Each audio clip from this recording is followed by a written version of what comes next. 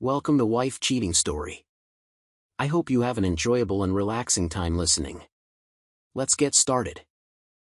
I've never been flashy. I don't chase attention. I solve problems.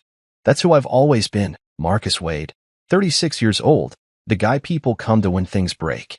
From as early as I can remember, I've been the one patching leaky roofs, coaxing sputtering engines back to life, and untangling the knottiest of human messes.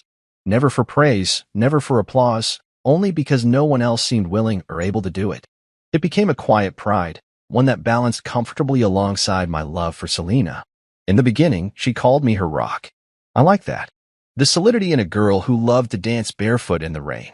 For 8 years, I've been her rock and, by extension, the silent backbone for her family's dramas and celebrations alike. None more so than her younger sister, Ivy. When Ivy got engaged to Camden, the whirlwind of excitement that swept through Selena's family felt like a warm spring wind. Bridesmaid dresses were chosen before the engagement party even ended. Pinterest boards filled with rose gold color palettes, custom monograms, and over-the-top favors. Instagram stories flashed hashtags like #IvyandCam. It was to be the event of the year, or so Ramona, my mother-in-law, declared.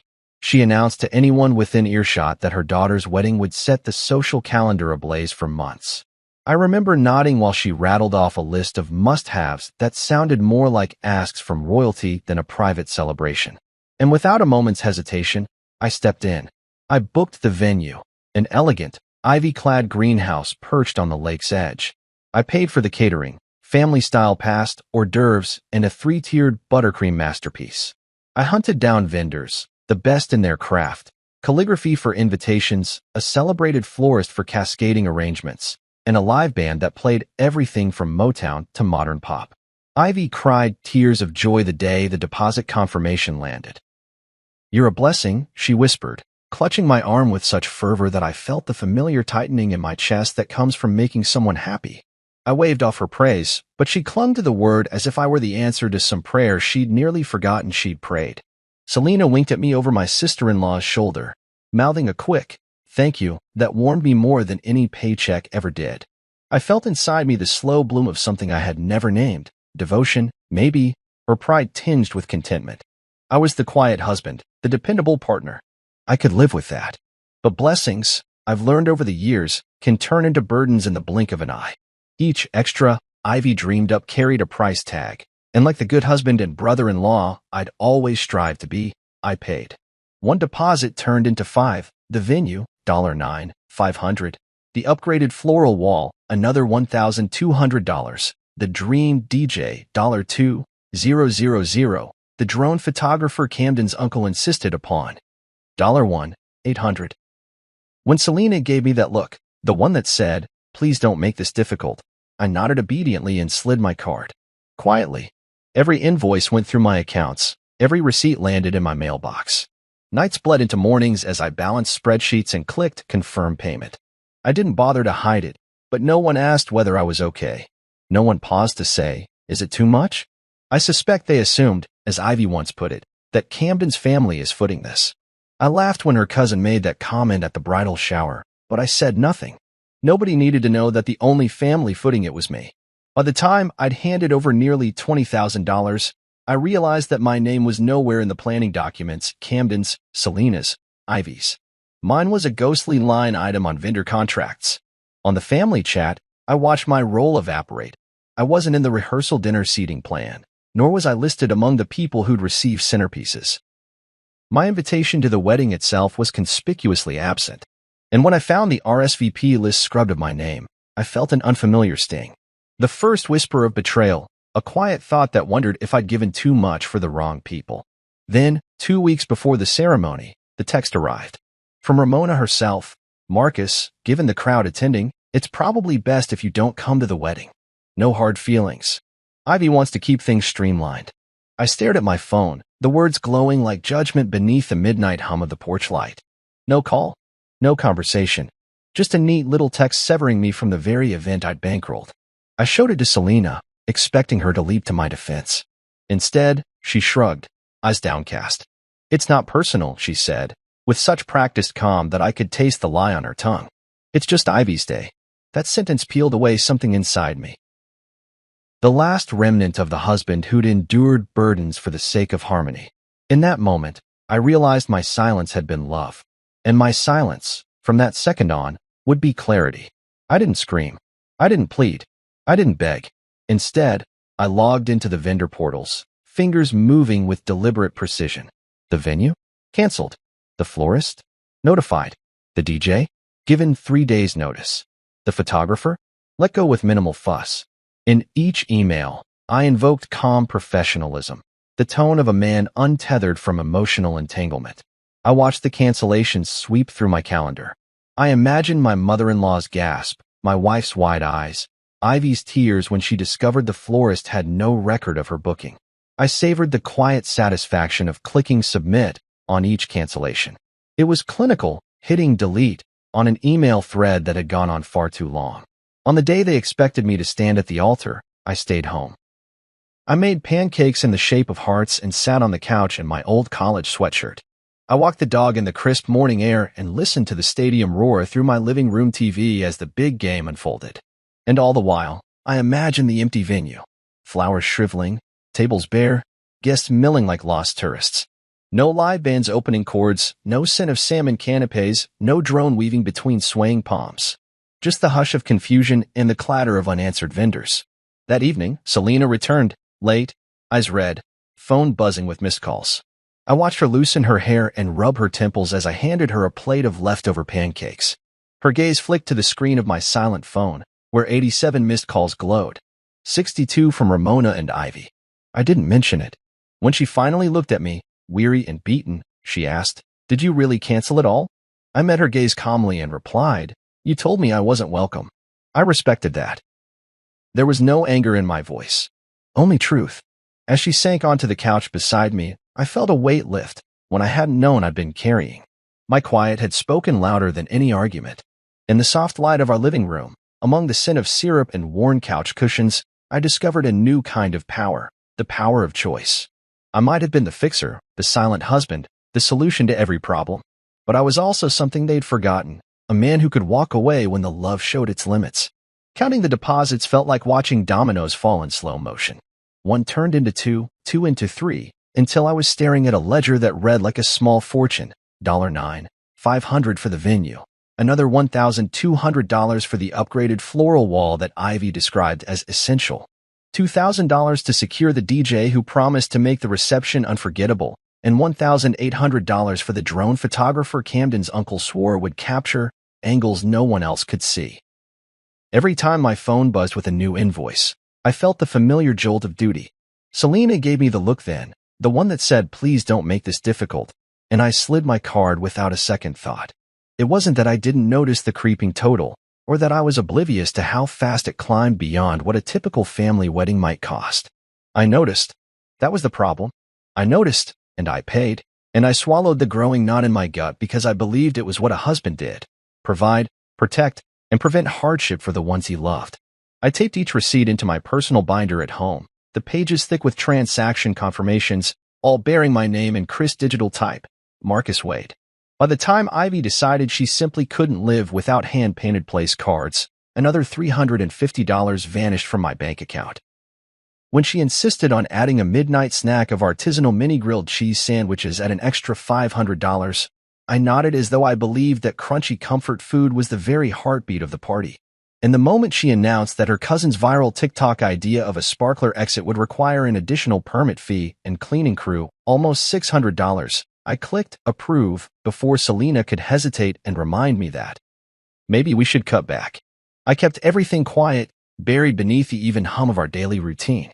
My mornings still began with coffee black as coal, the newspaper spread across the kitchen table while I flicked through wedding vendor emails. I'd glance up when Selena slipped into the room, eyes bright despite all the late nights she'd spent comparing table runners and color swatches. She'd planned a kiss on my cheek, murmuring thank you before hurrying out to her job. I'd let the quiet swell around me, a soft cocoon of goodwill and obligation. But outside our home, the world assumed the funds were coming from Camden's family. At a casual brunch hosted by Selena's cousin, I overheard a guest remark, "Ivy's so lucky Camden's people are funding this whole thing." That was when my chest tightened so hard I thought I might cough up my own heart. I laughed with the others, the polite chuckle hiding the truth. I was the one footing every single bill. Camden's family, it turned out, had contributed nothing. I watched their faces light up with excitement as if Camden's deep-pocketed relatives were orchestrating the celebration. I let them keep believing that myth because correcting them felt like climbing to the stage and announcing, "Actually, it's me." Every invoice went through my personal accounts. Every vendor check arrived with my name stamped across the memo line. Electricians who did lighting test runs, cake tastings to refine the flavor profiles, rehearsal dinner costs buried under a social media photography expense. I paid for them all. I did it for Ivy, the girl who'd once hung on my arm at family gatherings and called me Uncle Marcus, even when I protested. I did it for Selena, who shot me an apologetic glance each time an order confirmation pinged on our shared email. And I did it for my own silent promise that love meant sacrifice without spotlight. Yet for all my contributions, I felt increasingly invisible. When the wedding party gathered for a final run-through at the venue, they counted chairs, practiced speeches, and tested microphones. I stood in the corner, smoothing my shirt as I listened to Ivy fuss over where her father should stand for the ceremony photos. Someone bumped into me, a bridesmaid preoccupied with her reflection, and muttered sorry without looking back. It struck me as emblematic. I was the handyman hired to set the stage, not a guest invited to enjoy the show. At night, I lay awake thinking about what it meant to be so generous and yet so unacknowledged. The linting of my name on contracts, the cover of my credit card, these small facades created an illusion that someone else was making things happen. My own bank statements became a private ledger of unspoken resentment. I'd never been fond of the spotlight. I'd chosen quiet problem-solving over grand gestures for a reason. But there was a difference between preferring solitude and being erased entirely. After one particularly long day of vendor negotiations, I returned home and found Selena in our living room, curled up with her laptop open to a seating chart. She looked up and smiled. "I can't believe how much you've done," she said, voice soft with gratitude. My heart stuttered at the words I longed to hear, real appreciation, not whispered thanks in passing. I wanted to tell her how I felt, how my wrist ached from constant scrolling, how my bank account bore the wounds of her family's neglect. Instead, I merely nodded and said, "It's nothing. I'm glad it's coming together." I didn't tell her that it was, in fact, everything. That every nothing had cost me more than money. But I believed love meant swallowing pride and plugging holes where you could. Until the night, I realized the holes were swallowing me instead. When the final vendor check arrived, covering the grand sparklers I'd approved without a second thought, I sat at my desk and stared at the printed invoice. My eyes flicked to the bottom line.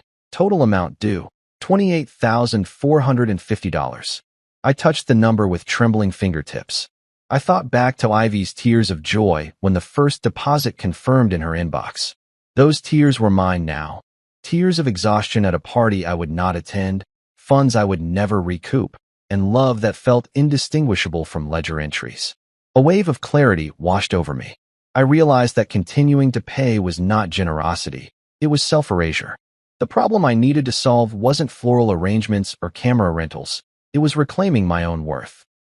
Setting boundaries was harder than wiring up a sound system or negotiating cake tastings, but it was a challenge I could not dodge any longer.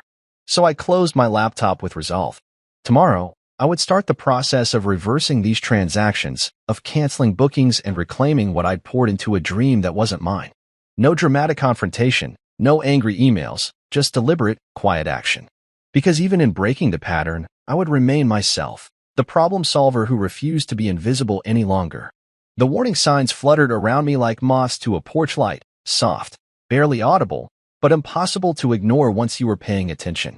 It began at the rehearsal dinner planning meeting, an afternoon jammed into the corner of my workshop. I'd cleared my bench, stacked my tools, and sat at the folding table with Selena's family. Ramona presided over the notes with the precision of a general marshaling her troops. She asked about seating charts, dietary restrictions, and toasts. Then she paused, flipped her notepad closed, and said, "Marcus, you're welcome to join the dinner, of course, as a family member." Her voice held the subtext, "If it's convenient." I smiled and nodded, though my throat tightened. I had built half the lighting in that room, had fixed the crank on the folding chairs, and had spent more hours than anyone else to make sure this family event went off without a hitch. And yet, I was an afterthought. A few days later, I noticed my name missing from the guest list in the family WhatsApp chat.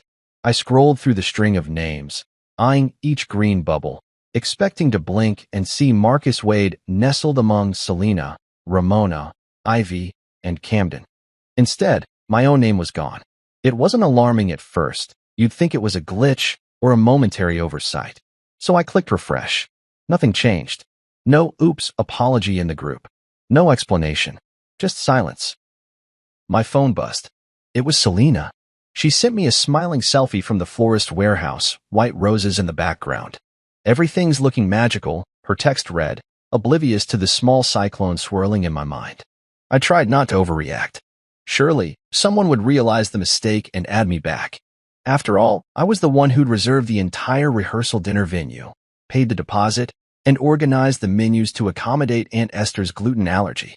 But as the hours ticked by, that expectation crumbled. I drafted a text in my head, "Hey, does it matter that I'm not on the list?" and erased it. Who was I to make waves? I recited to myself the vows I'd held all these years, quiet in the face of discord, helpful when help was needed. Be the rock, be the solution, swallow pride. That had always served me, until it didn't. Then, 2 weeks before the wedding, the text arrived at 2:17 p.m. on a Wednesday, blinking in the quiet of my home office. I remember the afternoon sun glinting off my computer screen, the hum of my desk fan ticking with rhythmic insistence. The message read, "Marcus, given the crowd attending, it's probably best if you don't come to the wedding. No hard feelings. Ivy wants to keep things streamlined." The words held a perverse politeness, like someone draining the last drop of a cup of tea before setting it gently on the saucer. I stared at the text, my heart skipping a beat before hammering against my ribs. Streamlined. Exclude the necessary? The phrase tasted like bile. It cut deeper than any insult because it wasn't shouted. It was delivered in a whisper that said everything.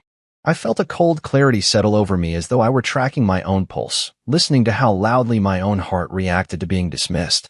I glanced at the sender name, Ramona Wade. For a moment, I wondered if she had meant to send it to someone else. Camden, given the crowd attending. I ticked through possibilities. But there it was, addressed to me. I slid my finger across the screen and opened the message's details. Read at 2:19 p.m. No hesitation. No second thoughts. They'd thought it through and decided. My presence was unnecessary.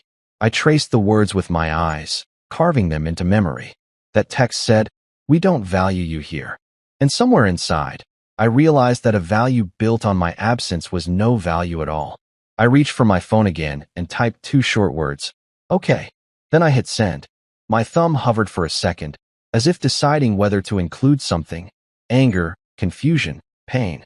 But I didn't add another line. I wouldn't beg for acceptance. I hadn't received an invitation to begin with. The phone buzzed almost immediately. Ramona's short reply came. "Thanks for understanding." I put my phone down, blurred vision threatening tears I refused to shed. The hush in the room around me felt clinical, as if I were a specimen removed from the petri dish of family dynamics. I showed the message to Selena that evening, waiting for her to stand up for me, to throw a fist in the air and demand they apologize. Instead, she took the phone, read it once, then sighed. "It's not personal," she said, her voice a soft echo of the same line Ramona had used. She leaned against the doorframe, gaze distant. "They just want to keep the numbers low. Room for immediate family only." Her shoulders drooped as if carrying the weight of my disappointment. I searched her eyes for warmth, something to prove that she was on my side. But there was only guilt, heavy and mute, pooling in her gaze. "I don't want to make this difficult," she added, as though echoing some unspoken pact. "Ivy's day. It's all for her." Those words, a like-for-like mirror of the text's implication, became a knife twisting inside my chest. I realized then that my silence, once an act of love, had become a shackle. I was quiet because I believed love required it. Now I saw silence as complicity in my own erasure. The moment I chose to stop being silent, everything shifted. I felt the slow rise of anger, tempered by a steely resolution. I wouldn't storm into their plans and shout, but I would reclaim my voice in the only way they'd understand. I left Selena standing in the hallway and walked into my workshop, fingers closing around the edge of my workbench. I shut off my phone, severing the umbilical cord of expectation. As the door clicked behind me, I knew I'd crossed an invisible line. I would no longer be the quiet husband who fixed their problems without question. From this point on, my solutions would require my presence and my consent. The next morning, I awoke with the weight of purpose. The ledger of costs glittered in my mind like war spoils. Twice the cost of my monthly mortgage poured into plans they deemed I shouldn't enjoy. I dressed as usual, jeans, worn leather boots, a plaid shirt that had seen too many oil stains, but each button I fastened felt like armor. I swiveled in my desk chair, opened my browser, and began gathering vendor contact details. Each cancellation would be a statement. Each refund request, a declaration. My silence would speak in dollars returned and contracts terminated. And in that act of reclaiming, I would find clarity where once there was only hurt. I was done being a background player. I'd earned the right to write my own role. And if they wanted a streamlined, conflict-free wedding, they'd discover too late that by excising me, they'd written their own downfall. The quiet husband was disappearing, and in his place stood a man who refused to be invisible any longer. The morning after the uninvitation, I woke up with a tight knot in my chest but an unexpected calm in my mind. I made coffee and wandered out to the workshop, where the hum of fluorescent lights greeted me like an old friend. My tools lay scattered across the benches, each one a reminder of the countless problems I'd solved for other people. Today, they would bear witness to my own solution. With steady hands, I booted up my laptop, opened every vendor portal, and began clicking through account settings. One by one, I initiated cancellations. Venue rental, request refund for full amount less deposit. Floral designer, unfortunately, circumstances require cancellation. DJ, regretfully, services are no longer needed. My finger hovered only once before hitting confirm. Each click sent a ripple through the meticulously constructed wedding plans. I didn't hide my actions or cloak them in secrecy. I owned every decision. My bank account had paid for this celebration in full, in my name, and so I alone would unmake it. There was an odd satisfaction in the formality of it all, the polite cancellation emails, the automatic refund processing notifications landing in my inbox. I pictured Ramona's rising panic as she realized there would be no grand greenhouse ceremony, no lace-trimmed aisle, no drone gliding overhead to capture Ivy's perfect day. I thought of Selena, probably still half asleep when I sent the first email. My heart clenched at the thought of her waking to that void, the blank canvas of a celebration erased. But I reminded myself that she had stood silent when I was excluded. She had echoed Ramona's words instead of my own. Love did not demand my erasure. It demanded mutual respect. There was no cruelty in what I was doing, only clarity. I would not be an invisible ATM any longer. By mid-afternoon, the cancellations were complete. I shut down the laptop and walked through the empty workshop, listening to the echo of my boots on the concrete floor. The space, usually cluttered with wood shavings and engine parts, felt different, quiet in a new way. I lifted a worn leather jacket from a peg and slipped it on, stepping outside into the cooling spring air. My phone lay silent in my pocket. For once, I didn't care how many missed calls or angry texts awaited me. I had done what I needed to do. At home, I made lunch, a turkey sandwich on sourdough, chips, and a cold soda. I sat at the kitchen table, the sunlight carving rectangles on the floor. When Selena walked in, she found me there, composed and unhurried. Her eyes widened at the sight of my laptop closed before me. "What did you do?" she asked, voice trembling between anger and fear. I met her gaze without flinching. "I canceled everything," I said flatly. I laid out each cancellation in bullet points, describing the emails I'd sent and the refunds I expected. She sank into a chair, knees cracking, and let out a long breath. Her tears came slow at first, then in a wave of sorrow and regret. "Why?" she whispered. "Why did you do this to me?" I reached across the table and took her hand. "I did it for me," I said, "and for the part of us that believes we deserve honesty." I reminded her of the text that disinvited me, how I showed her that evidence, and how she had echoed the same sentiment. I told her that love cannot thrive when one person's value depends solely on what they provide. "I'm done being silent," I said. "If this family only sees my worth in dollars spent, then I refuse to invest any more of myself." She cried for hours, and I pressed tissues into her hands, listening as she lamented the loss of Ivy's dream wedding. But I felt no guilt, only relief. In the quiet aftermath, I realized that my cancellations were not an act of revenge, but an affirmation of self-worth. I had taken back control of my own resources, my own time, and my own life. And as I cleaned up the dishes and folded the sandwich wrapper, I knew that this clean cut was only the beginning of my reclamation. I would no longer be the quiet husband who fixed everyone else's problems. From this point forward, I would solve my own first. Saturday arrived like any other weekend morning, but I knew it wasn't just another Saturday. The sun slanted through the blinds, painting stripes across the hardwood floor, and I lay beneath the comforter longer than usual, savoring the quiet. No alarms, no messages demanding my attention. I pushed back the blanket and slid out of bed, feet touching cool wood. The house felt empty, mine alone. I could have called Selena, but I didn't. I could have checked my phone for the wave of frantic texts I expected, but I let it rest face down on the nightstand. Today, I decided, belonged entirely to me. I shuffled into the kitchen and rummaged through the cabinets for pancake mix. As I measured flour and milk, I felt the familiar calm that comes from performing simple tasks. Stirring the batter into silky ribbons, I thought about the wedding site. Locked gates, silent fountain, empty chairs swaying in the breeze. I pictured bridesmaids in pastel gowns clicking their heels on gravel paths, their laughter echoing against stone facades. And I pictured the same guests finding their way to the farmhouse-style pancakes I soon plated in my sunlit kitchen. The pan hissed when I poured the first ladle of batter, golden edges crisping almost immediately. I flipped the pancake with a practiced flick of my wrist and inhaled the sweet aroma as it browned. For perfect rounds piled on a plate, drizzled with syrup and stacked like small monuments to domestic serenity. I carried them to the living room, sat in the armchair, and ate each bite slowly, chewing deliberately as the television murmured background commentary on the morning game. If I had been aboard the shuttle of ivy-wrapped arches and chandelier-lit reception halls, this table and this chair might have been empty. But here I was, grounded in my own life, nourished by my own choices. Midway through the second pancake, my phone buzzed. I saw Ramona's name and the count of unanswered calls. I resisted the impulse to answer. My refusal was small but significant, a boundary against the old pattern of being at everyone's beck and call. Instead, I silenced the phone and finished the meal in silence. The final pancake vanished in 3 determined bites, and I washed the dishes before anyone else could dirty them. Afterward, I clipped the leash onto my dog's collar and stepped outside. The morning air tasted crisp, laced with the scent of grass that had grown too long. The dog bounded ahead, sniffing at every tree and mailbox, oblivious to wedding drama or family conflict.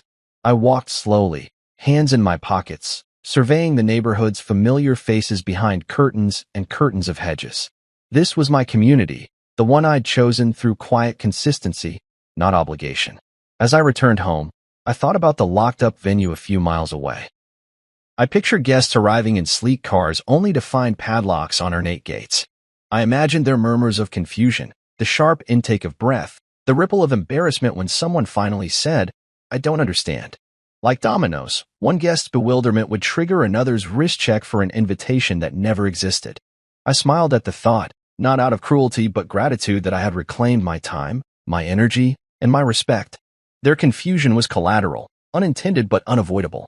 Back inside, I settled into my workshop, where the afternoon light slanted through high windows and illuminated sawdust on the floor. I ran a hand over a half-finished bookshelf and considered the irony. I was building something tangible here, something that would endure beyond the ephemeral extravagance of a wedding day. Every nail and plank had purpose. Every joint carried weight. This workshop was a canvas for my skills, my identity. It was the opposite of being an invisible benefactor behind cash-strapped celebrations. I spent the next hour sanding the bookshelf's edges, smoothing rough patches until the wood gleamed beneath my palm. The rhythmic motion quieted my thoughts, replaced the murmurs of family drama with the simple meditative hum of craftsmanship. My phone sat silent on the bench, new messages piling up, but none of them reached me. Each stroke of the sandpaper was a declaration. I would live in alignment with my values, not with everyone else's demands. Late afternoon found me back in the living room, sprawled on the couch with a half-drunk beer in hand. The game played on, but I watched only in passing. Instead, I stared at the wall where a framed photo of Selena and me, taken on our wedding day, hung slightly askew. I reached up, nudged the frame, and felt a tender pang. I'd loved her fiercely once. That love had prompted me to pay for parties and bow my head in silence. But love also meant honoring myself, refusing to fund celebrations that erased me. I set the beer aside and adjusted the frame until it hung perfectly level. By evening, the sun dipped low, and I dialed a friend's number, a man who had no stake in my in-laws' weddings or social calendars. We spoke for an hour about weekends spent fishing, barbecues, and plans for a hiking trip next month. His easy laughter filled the house, and I realized how much I'd missed genuine connection.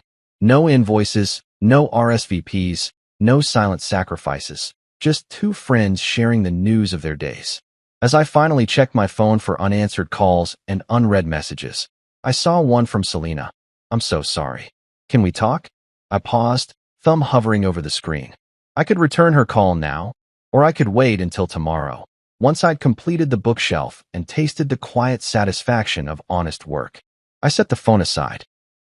Today had belonged to me, and I intended to keep it that way until it was truly my choice to share it. In the hush of my home, I discovered something more valuable than any wedding, the freedom to choose myself first. And in that choice, I found a piece I hadn't known I was missing. When Sunday morning dawned, I half expected the earth to swallow me whole. Instead, I found myself surrounded by silence, our living room echoing only with the hum of the refrigerator. I sat on the edge of the couch, tea in hand, scrolling through the avalanche of messages and missed calls on my phone. Ivy's fiancé Camden had left a voicemail accusing me of being a jealous saboteur, his voice trembling with equal parts anger and disbelief.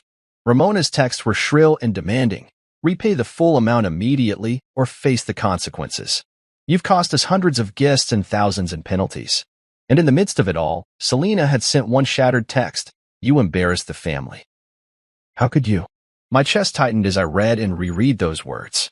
Embarrassment was a contagious emotion, and suddenly I felt it flicker in my skin, an unwelcome heat that threatened to drown out the calm resolve I'd built that week.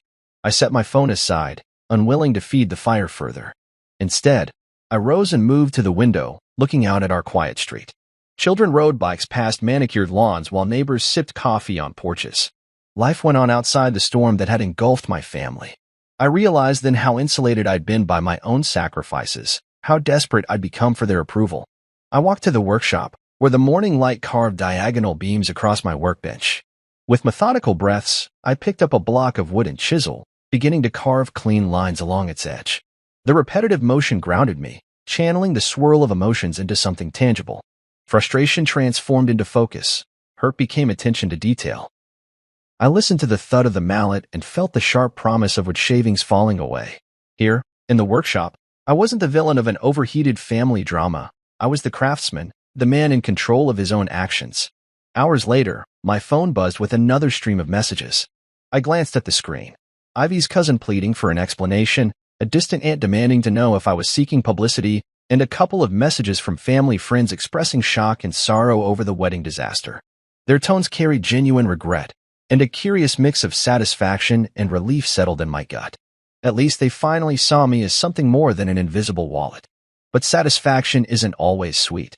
I washed my hands of sawdust and spent a long moment staring at my reflection in the workshop's window. My eyes looked softer than I expected, tired, yes, but also clear. I carried my lunch outside and sat on the back steps, unwrapping a simple sandwich. The sky was pale blue, new buds on the cherry tree trembling in the breeze. I let the quiet lull me, sipping water and watching a single bird hop along the fence. I thought of the conversation I'd have to have with Selena when she came home. I felt no anger toward her, only sorrow that she'd chosen silence as her default, echoing her mother's words instead of standing beside me. The pain of that realization stung sharper than Camden's accusations. Later in the afternoon, I heard a soft knock at the front door. I opened it to find Ivy standing on the porch, shoulders hunched, cheeks flushed. Her eyes were glassy, and the weight of her own regrets pressed down on her frame. Her lip trembled when she spoke. "Marcus, can we talk?" Her voice was small, unlike the confident chatter I remembered at the shower. I nodded and stepped aside to let her in. We sat at the kitchen table, the same one where I'd made pancakes days before, and I waited for her to gather her words. She took a shaky breath and said, "I never asked you to pay for all of this. I thought you would just keep helping, like you always did." There was hurt in her confession, a dawning horror that she had taken me for granted. I poured her a glass of water and watched as she downed it in a single gulp. "You were my family," she whispered. "I never saw how much you were doing, or that you didn't belong in the planning." Her tears felt like nails scratching at my heart. I reached across the table and laid my hand over hers. "I did this because you excluded me," I said quietly. "Because you treated me like I was only valuable when I paid for things. I tried to solve your problem, but you made me one. I couldn't live like that anymore." She nodded. blinking rapidly as she absorbed the truth. "I'm sorry," she said, voice thick. "I never realized." I let the moment stretch between us, the fragile hush of apology and forgiveness. Even after all the chaos, I felt the stirrings of compassion for her, for myself. That evening, after Ivy left, I found a voicemail from Ramona. Her tone was chastened, almost weary. She asked me to call her back to discuss a repayment plan for incidental costs. I listened without responding, feeling neither fear nor anger. Instead, I considered the possibility of a conversation rooted in honesty rather than obligation.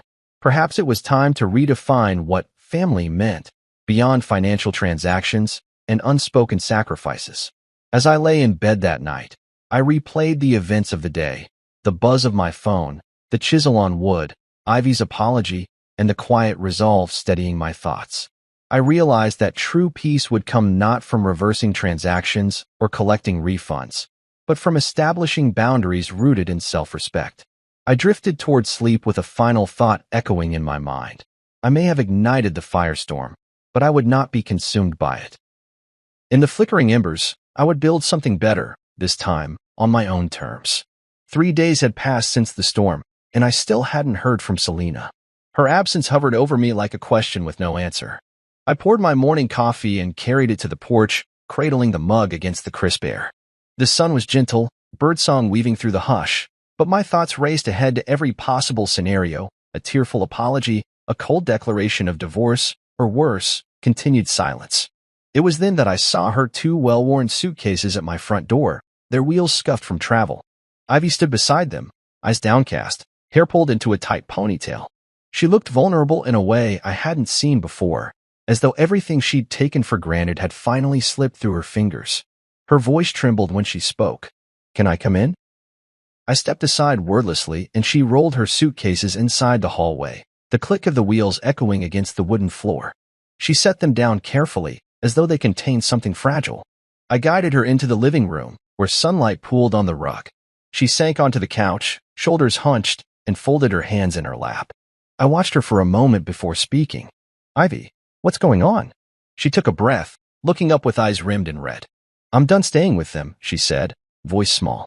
"After everything, after the wedding, I realized I can't live like that." She shook her head, as though waging war within herself. "Camden's family turned on me. They said I embarrassed them. My bridesmaids unfollowed me online. My aunt texted that I'd ruined her reputation. I came here because you were the only person who treated me with respect." A tremor rattled her lips. "I needed somewhere to stay." I felt a pang in my chest, not of pride but of sorrow for her pain. This was the same sister-in-law who'd whispered, "You're a blessing," as I paid for every dream she conjured. Now she stood destitute of allies, suitcase wheels still warm from travel. I pulled up a chair and sat across from her, placing my coffee on the table. "You're welcome here, until you figure things out," I said. The words felt strange, almost foreign, because I hadn't offered hospitality to her or her family in a long time. But empathy stirred in me. She was, after all, another person broken by expectations. She swallowed hard and nodded, her posture relaxing just a fraction. "Thank you," she whispered. For a moment, we sat in silence, the hum of the refrigerator and the distant sound of a lawnmower the only noises between us. I studied her face, pale, tired, eyes haunted by regret. "I have a room upstairs," I said finally. "Feel free to unpack." As she stood and rolled her suitcase toward the staircase, I noticed the tremor in her hands. I realized she needed more than just a place to sleep. She needed grounding. I set down my mug and said, "Can I get you anything? Water? Tea?" She paused at the bottom of the stairs, eyes flicking to mine. "Water would be nice." I filled a glass and handed it to her. She sipped, then exhaled as though releasing a torrent of held-back breath. "Marcus," she said softly, "I'm so sorry for everything I put you through." Her apology was genuine, weighted by the slap of realization. "I never thought about what it cost you, financially or emotionally. I just assumed you'd keep helping." I nodded, recalling the mounting invoices, the dinners I'd eaten alone after vendor discussions, the quiet ache in my chest. "I did keep helping," I said. "But this time, I needed to help myself first." My voice was steady, because regret had tempered my anger into something teachable. "I'm glad you're here, Ivy. We'll figure this out." Over the next hour, we sat at the kitchen table, she with unpacked clothes draped over the chair back, me with notes on potential temporary job placements she could pursue to regain her footing. I listened as she confessed the gossip that had followed her, text threads mocking her, news of liability fees Ramona insisted I pay, whispers that Camden's family would never trust her with money again. She spoke without blaming me, and that honesty deepened my compassion. I realized that forgiveness didn't require erasing the past. It required acknowledging the hurt and choosing a new path. I explained the option of small claims court to recoup some of the wedding expenses, but she shook her head. I want to earn my way out, she said firmly. I want to prove I can stand on my own. Her resolve shone in her eyes, a flicker of the fiery confidence I remembered from her engagement announcement. We ended the conversation with a plan. She'd move into the spare room upstairs and start applying for assistant event planning roles. I offered to proofread her resume, make introductions with local friends, and even teach her the basics of the invoice software I'd used. She smiled, genuine this time, and for the first time since the wedding chaos, there was warmth between us. That evening, as she climbed the stairs with her last suitcase, she paused at the top landing. "Thank you," she said again, "for not turning me away." I nodded, feeling the weight of her words.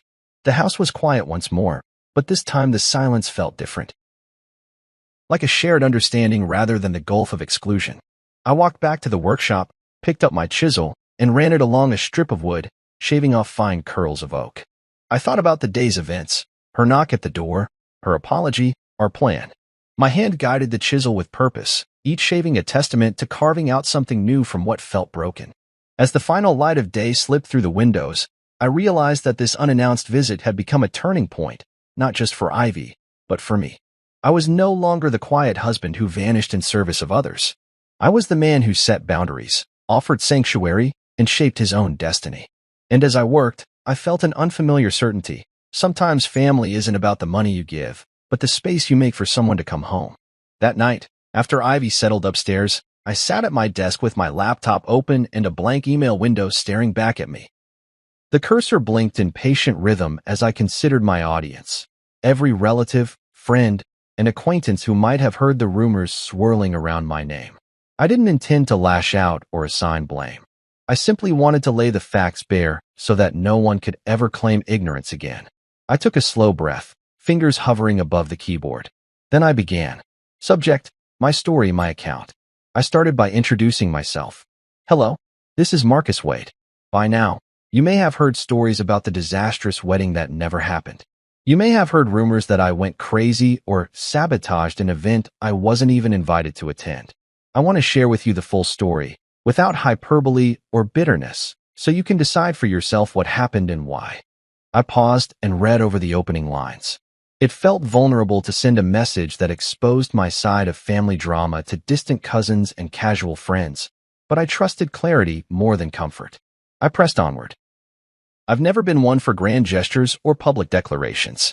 My work is fixing broken things, cars, computers, relationships, behind the scenes. Over the past 8 years, I have been the silent partner in every family celebration, quietly covering costs when budget shortfalls threatened to derail the party. When Ivy announced her engagement, I enthusiastically offered to handle the venue, the catering, the floral designs, and the entertainment.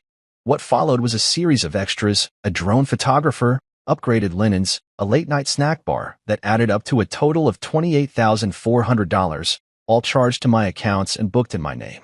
I laid out the timeline next. The initial deposit on the greenhouse venue, followed by the floral wall upgrade 2 days later. The DJ confirmation a week after, then the impromptu sparkler exit proposal that required special permits and cleanup crews. I described how each invoice landed in my inbox, how I clicked approve, without flinching when Selena gave me that familiar pleading look. I recounted Ivy's tears of joy, Ramona's enthusiastic praise, and my own sense of pride in making this family dream come true. As the wedding date approached, I wrote, I became aware that my presence was no longer desired. My name vanished from the guest list. I received a text 2 weeks before the event from my mother-in-law, suggesting I not attend so the event could remain streamlined. I showed the text to my wife, expecting her to be appalled. Instead, she echoed the sentiment, telling me it wasn't personal, it was just Ivy's day. That was the moment I realized that my contributions were appreciated only in dollars, not in presents.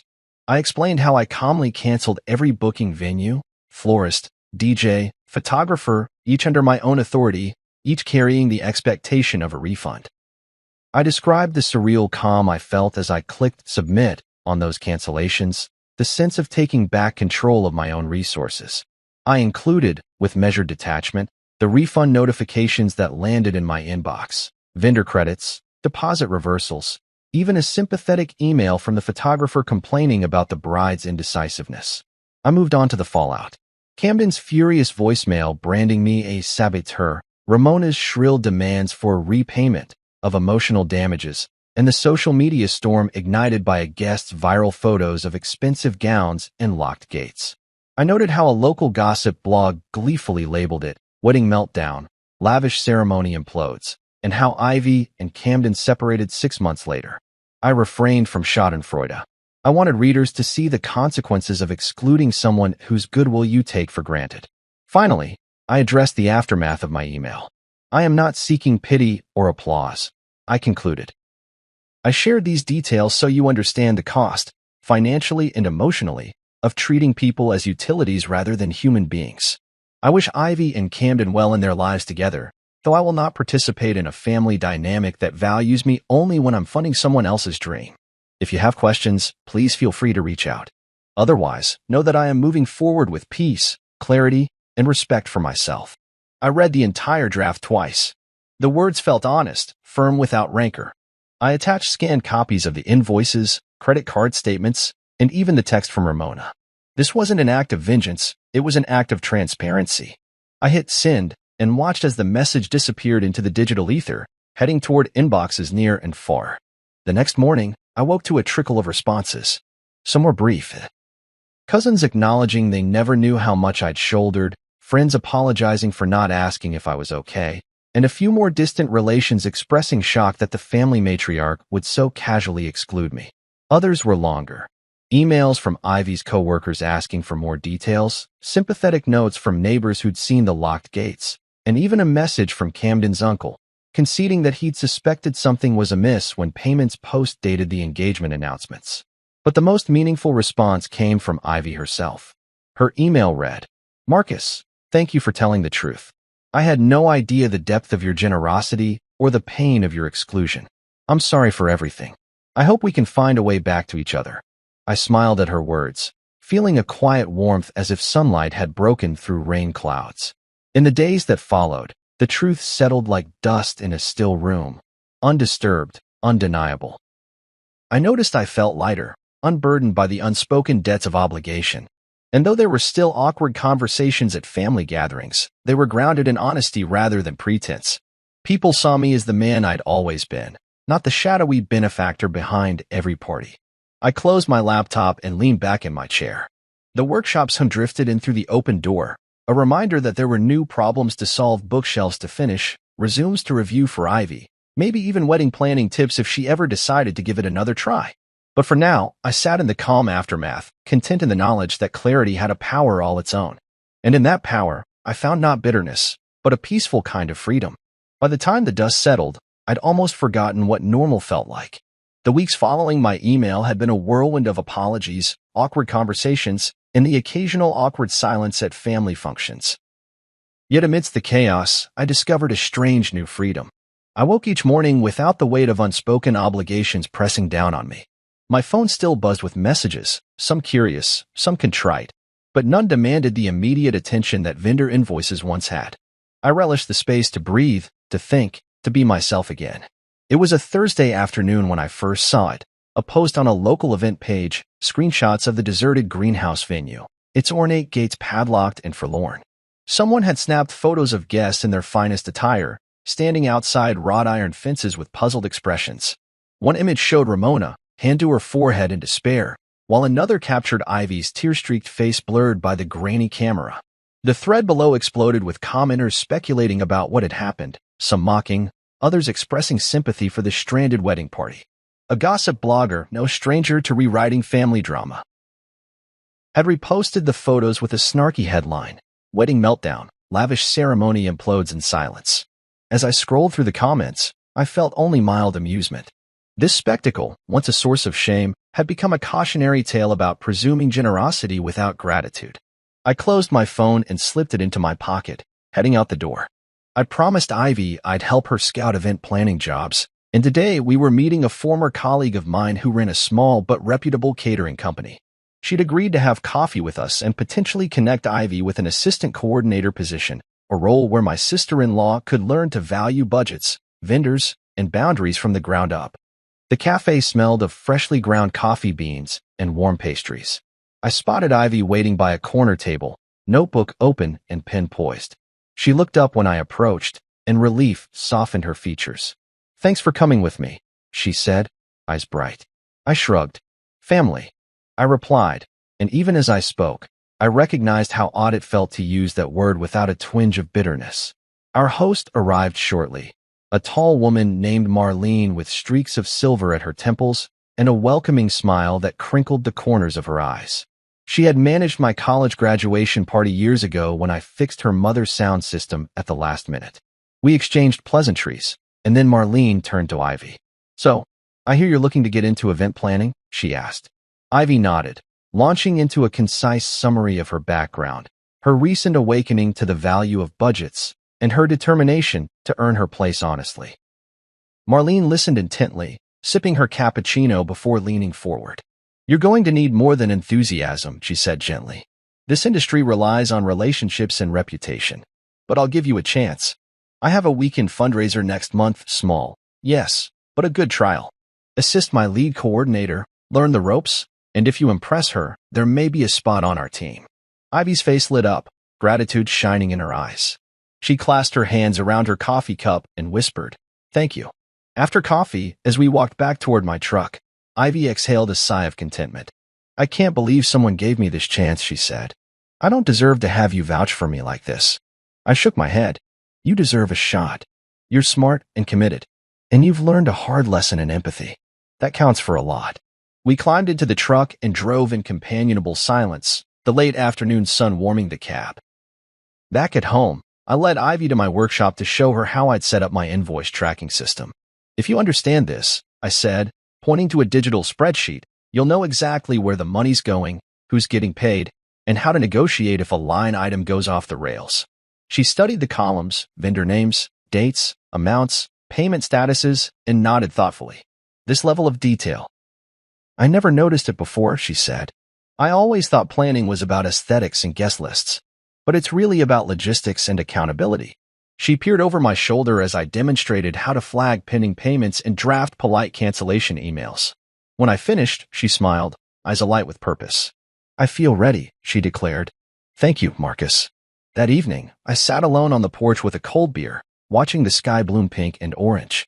My phone buzzed again, this time. A text from Selena. "I saw your email. I'm sorry it came to this. Can we talk tomorrow?" I paused, considering my reply. In the past, I would have answered immediately, my emotions driving me to reconcile. But now, strengthened by boundaries and clarity, I chose to reply with intention. "Tomorrow works. I'll be home after 6.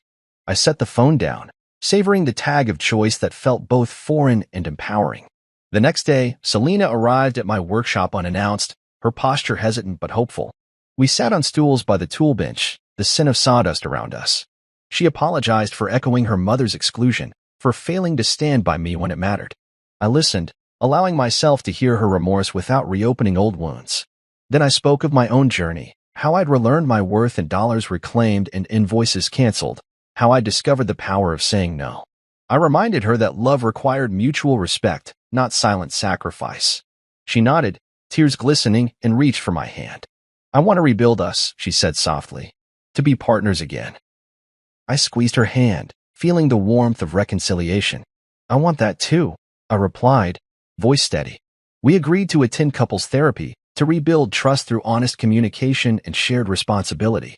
A few days later, I attended Ivy's first event with Marlene's team. I stood behind the scenes, watching her take charge of last-minute seating changes, negotiate with the caterer over a missing appetizer platter, and calm a bride's mother fretting over a floral commission. At one point, she caught my eye and gave me a grateful nod. I pumped my fist in a silent cheer, no grand gestures, just a shared moment of triumph. On my drive home that night, I reflected on the fallout they hadn't expected. The viral wedding photos, the broken engagements, the family reckoning, all had stemmed from one simple refusal, my refusal to be invisible. and insisting on my own value. I'd set off a chain reaction that forced everyone to see me. But more importantly, I'd forced myself to see who I could be when I refused to vanish. As I pulled into the driveway, I realized the truth in that quiet realization. True freedom isn't found in erasing conflict, but in choosing where and how to stand your ground. And in that space, I discovered not only peace, but the power to reshape family and my own story on my own terms. House. I felt a rush of exhilaration and trembling uncertainty all at once. 8 years of rent checks, maintenance calls, and late-night furnace repairs boiled down to a single moment. The click of a lock turning in a door I would never open again. I drove away with my toolbox strapped to the back seat, a single duffel bag of clothes on the floor, and a quiet thrill filling my chest. This was freedom in motion, no more invisible debts, no more background roles. Just the open road and the promise of a fresh start. I found a modest apartment in a quieter neighborhood, with peeling paint on the railings and a tiny balcony overlooking a community garden. It was smaller than anything I'd ever lived in, but as I carried boxes inside, each foot of space felt like breathing room for my soul. I set down my power drill, wiped the sweat from my brow, and realized I was alone by choice. No family drama seeping through the walls, no whispered reminders of what I owed. For the first time in a long time, my walls weren't lined with the ghosts of unspoken sacrifices. Furniture arrived in stages, an old love seat I scored at a thrift store, a second-hand coffee table stained from countless gatherings I would never host, and a bookshelf that I assembled myself with trembling satisfaction. Each piece symbolized my reclamation. I was building my life on my terms, one nail and one plank at a time. I hung photos of landscapes I'd visited and sketches I'd drawn, creating a gallery of my own experiences rather than someone else's expectations. The space soon mirrored me, functional, honest, and unapologetically mine. That week, I attended my first therapy session. I sat across from Dr. Nguyen, whose calm presence reflected the stillness I yearned for. We talked about boundaries, self-worth, and the patterns that had driven me to keep giving until there was nothing left. I learned how to recognize the difference between generosity and self-erasure, how to say no without guilt, and how to nurture relationships rooted in mutual respect. As the session ended, I felt something I hadn't felt in years: hopeful. Therapy wasn't a confession of weakness. It was a tool for building the person I wanted to become. Outside therapy, I made time for real friendships. I met with my neighbor, Jamal, a high school teacher who invited me to join his weekend pickup basketball games. No hidden agendas, no expectation of financial favors, just the slap of sneakers on pavement and the thrill of a well-aimed jump shot. After the game, we'd grab burgers at the corner diner and talk about sports, books, and life's absurdities. I realized how fulfilling it was to be valued for my company, not my contributions. Meanwhile, work felt lighter. I took on a mix of small repairs, fixing leaky faucets, tuning up engines, troubleshooting electrical quirks, with clients who tipped kindly and asked if I wanted coffee rather than demanding I cover their sister's wedding. I organized my schedule to include an extra hour every Tuesday evening for guitar practice, something I'd abandoned in the haze of catering invoices and RSVP spreadsheets. As my fingers found familiar chords, I rediscovered the joy of creation untethered from obligation. One afternoon, I received a message from Selena. "I hope one day we can find peace." I felt the old pull of nostalgia, but it passed quickly. We had been two people who loved, then lost, and now inhabited different worlds. I paused, fingers hovering over the keyboard, then deleted the draft reply. Peace wasn't found in reopening old wounds. It was forged by choosing new paths. And mine was leading forward, not back. Evenings became a ritual of simple pleasures. Cooking pasta while a jazz station played softly in the background, a glass of wine on the balcony as dusk settled, and reading books whose endings I didn't have to foot the bill for. I watched the community garden's flowers bloom beneath streetlights, a reminder that growth often happens quietly, away from the spotlight. This was a new kind of richness, one measured not by contributions, but by moments of unburdened contentment. As weeks turned to months, I felt the echo of the past soften into memory.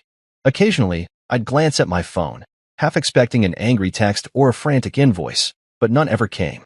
In their absence, I discovered clarity. My value was never in my wallet, but in my choices, my boundaries, and my willingness to honor myself. And so, when I stepped onto my tiny balcony one evening, the city lights flickering around me. I raised a glass to the man who learned to be free at last.